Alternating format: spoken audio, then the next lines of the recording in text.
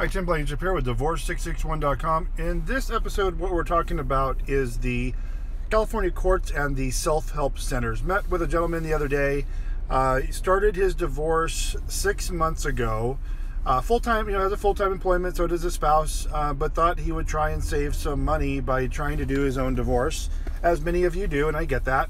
People want to save some money, but I'm going to tell you, you are going to spend so much time and resources down at the courthouse trying to do this free service, and all you're going to do is get stuck in the end. And that I see this, I get this phone call 10 times a day where people have tried to do their own divorce. They've gone to the self-help center and and then reported back to me when they finally hired us some 6 months or a year later, the trouble they ran into in using the self-help center. This particular gentleman said he has spent 3 days at the self-help center over a period of 6 months, and he had to go down there multiple times.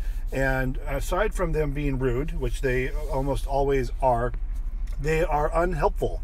So it's kind of funny they call it the self-help center. He was given bad advice.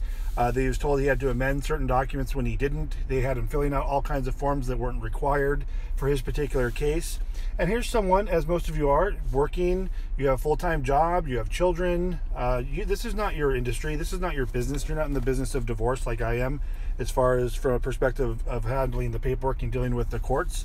This is not something you should take on for yourself. You're going to spend more money in lost wages, as this gentleman did, going down to court, missing work at whatever your hourly rate is, and then instead of just hiring someone from the get-go. Now, I know that's a hard pill to swallow up front. You're going to have to figure this out and learn it for yourself the hard way. It's not something I can probably tell you. I can just share from you from experience with our clients that come to us after starting their own divorce.